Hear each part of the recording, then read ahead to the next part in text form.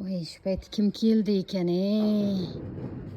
voy, 4 yil nomasa bering qornim shunday ochiqaydi. shu payt mo'ltani yetmay turuvdi endi bizlarga. Qoqimni ham to'ldim.